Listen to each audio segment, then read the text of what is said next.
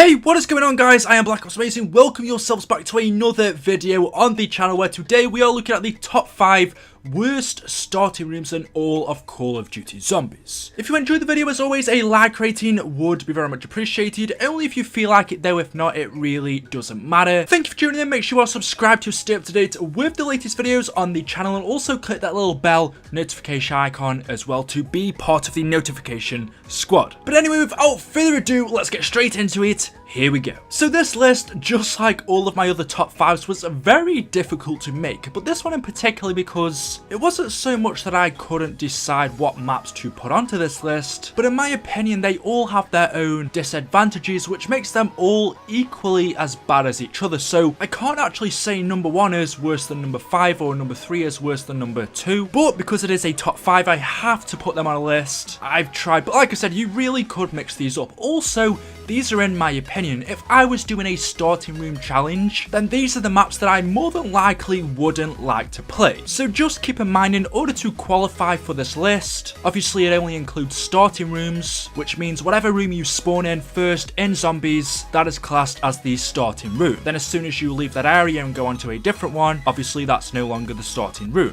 So anyway, with that out of the way, here we go. Coming in at number 5. Now, I couldn't quite pick between the two, but I think I'm going to go with Shangri-La. Now, when Shangri-La first came out, I really hated this map. The starting room was a position that I really hardly could ever get out of, just because it's so confined, it's so cramped, and also the walls and the foliage that covers your view, it's really difficult to see where the zombies are coming from. I believe there's about 4 different areas where the zombies can spawn from, and each one of those locations is covered. So if you want to take a look at a different window, you have to travel around the other side of the starting room. And like I said, with the walls, the plants, it's difficult to see when the zombies are coming at you, which for me actually makes it really annoying. Obviously, we have the basic starting weapons. In Black Ops 1, I believe it was the M14 and the Olympia. Black Ops 3, it is the RK5 and the Shiva. It's a nice area, but it's never definitely an area that you're gonna train. Then again, most of Shangri-La really isn't a good training spot. But you get what I mean. The starting room for Shangri-La is pretty much a big mess. For the fact that you can't see where the zombies are coming from, for me it has to come in at number 5. I suppose the only advantages could be is the fact that this room contains quick revive, which some starting rooms like the Giant don't, and also it has the Pack-a-Punch machine, but then again you can't activate that unless you leave the starting area. So for that reason, Shangri-La's gotta come in at number 5. But I also said what could have come on this list is also Transit. The starting room for Transit I don't believe is as bad. It's a little bit smaller, but it's not as cramped. And if you're playing with more than one player, protecting the windows, actually it's pretty easy. The only thing I hate about Transit is obviously the lava. In the starting room there's cracks in the floor, which means you can easily get burnt, and when you combine that, setting yourself on fire, you can easily then get smacked once by a zombie and you are down. So in Transit you have to be very careful that you don't get hit by the lava and the zombies. But for me it's not quite as bad and as annoying as Shangri-La, and if I have to play one, it's probably going to be Transit. Yes, it's pretty hard to believe. Anyway, moving on, coming in at number 4. This one for me 100% has to come on this list. It is 5. The starting room for 5, if I could give you one word, is cramped. Confusing. 5 was a map that I played an awful lot back in the day. 2 players on 5, camping in the starting area, so it brings back a lot of memories and not good ones. It's probably one of, if not the biggest starting room on this list in terms of the floor plan, but a lot of that gets taken up by unnecessary desks. They're just in your way. And the other bad thing about 5 is the fact that instead of boards barricading the windows, this time we have glass. And you may be thinking, if you haven't played this map, Eli, what exactly is wrong with glass instead of wood? Well, for one, you can't exactly see the zombies clearly through it, as the glass has a mist to it. You can only see the zombies when they get up close. And the other thing is, in order to shoot the zombies through the doors, you have to break the glass. And obviously every time you break it, if you want to survive for long in the starting room, you're gonna have to repair it. And that's the annoying thing. With wood, you can just simply shoot through the window without having to repair anything, but with glass, obviously you have to shoot the glass to kill the zombies and then repair it after, which gets annoying, and especially when you're getting too high rounds in the starting room, can be very challenging to do when you've got about 4 or 5 different windows to barricade up at once. Not to mention that the zombies also come through the wall. They break the walls down, and again, that's another thing that you have to barricade up and be careful of because the zombies can sneak through it. If you play 5, try a starting area challenge for yourself. You will know with just these little niggly things, it's so annoying. And again, with the layout, it's easy to get trapped. It's just not a fun map to play overall, never mind the starting room. And so for that reason, 5 has to come in at number 4. And honestly, I don't think 5 really ever should have been a zombies map in the first place. Clearly, it wasn't designed for that. It was a campaign level, so it was never initially for zombies anyway, but it was turned into a zombies map. It's just there's a few things that probably don't fit in with what a zombies map should be, and the starting room is one of them. Coming in at number 3, I have picked Buried.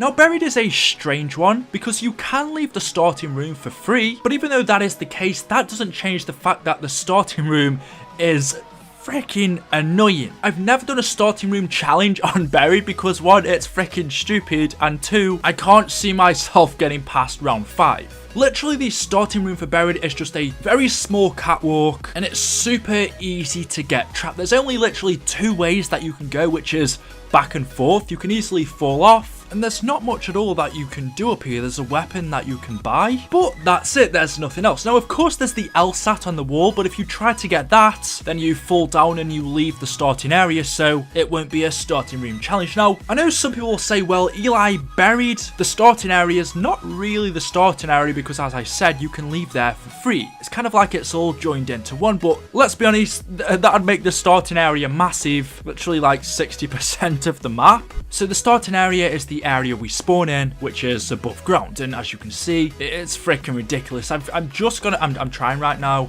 to do a starting. No, I'm trying to do the challenge. I can't freaking do it. Let me know in the comment section below how far you guys have survived on Buried, or not only Buried, let me know your highest round for a starting room challenge on which map you've done it on, and also let me know your worst. Let me know your top 5 worst list in the comments section below. But yeah, for that reason, Buried without a doubt has to come in at number 3. Now, getting into number 2, this map originally I had down at number 1, but I've switched number 1 and 2 around because I think it'd be a little bit unfair. At least on this map, you get a weapon, and that is Shadows of Evil. Shadows of Evil has such a tiny starting room. For that reason, as I said, it was originally at number 1, but it's the fact that you can use beast mode to open up this door, and then when you do that, you get a free perk, so you could either have a max ammo, an insta-kill, a double point, something useful that could actually help you for a little while. Let's say you get to round 5, 6, 7, and the starting area for Shadows of Evil, and you quickly need an escape. You could collect that insta-kill that's waiting for you, and you could survive an extra round or so. Also, the starting area for Shadows of Evil has quick revive. You also have the Bloodhound as the starting weapon, which is a bit more powerful. But apart from that, there's really nothing else you can do. It's a really small area, so don't expect to be lasting long. But even though it's bad, I don't think it's quite as bad as number 1. And when I also forgot to mention what you can do on Shadows of Evil if you wanted to, it's cheating a bit, but you can use the Shadow Man. If you shoot him, you can skip a few rounds. So technically you could get to round 5, 10, round 15 for the starting room challenge in a couple of seconds, but that's cheating. But anyway, coming in at number 1, take a guess what you think it is now in the comment section below. I'm going to give you guys 3 seconds. Ready? 3, 2, 1, 3, 2, okay, it's Moon. Or should I say Area 51? Now, like I said, the starting room classes as the room where you start in zombies, and the room where you officially start in zombies is Area 51. That's where you spawn. And as I'm sure you know, I don't need to explain this, Area 51 is a place you do not want to be. When you spawn in zombies, you want to get out of this place straight away. Because there's an unlimited amount of zombies, you can't go on past round 1, but you can't even get to round 1. And then also, there are no weapons, so you're eventually gonna run out of ammo. The only thing you can do in the starting room, which is okay, but it's freaking difficult, is Pack-a-Punch. The Pack-a-Punch is here, so you can Pack-a-Punch straight away if you're careful, but then you've also got perks like Juggernog or Speed Cola teasing you, and obviously you can't buy them straight away because you need to turn the power on first. This for me technically classes as the starting room on Moon, and without a doubt it's the most difficult out of all of these. You're eventually going to run out of ammo and die. I mean, if you don't want to class Moon on this list, then you could simply just move everything down, and instead of having number 5 being shared by Shangri-La and Transit, you could easily make Transit number 5, Shangri-La number 4, 5 number 3, Buried number 2, and Shadows number 1. And that was my initial list until I remembered about Moon. But those for me are the top 5 worst starting rooms in zombies. Let me know what you think down in the comment section below. I'll be interested to see what you guys think are the top 5 worst starting rooms. It's actually strange because a lot of maps from Black Ops 3 don't make it onto this list. The only one is Shadows, which comes in at number 2 or 1, depending on how you want to look at it. But anyway, there we go. Hopefully you've enjoyed. If you haven't already, drop me a like rating, then I'd really appreciate if you guys could do that. But if not, if you don't want to, it's totally fine. Make sure you are subscribed, make sure you hit that little notification icon, and of course I will see you all in the next video. Thank you, and goodbye.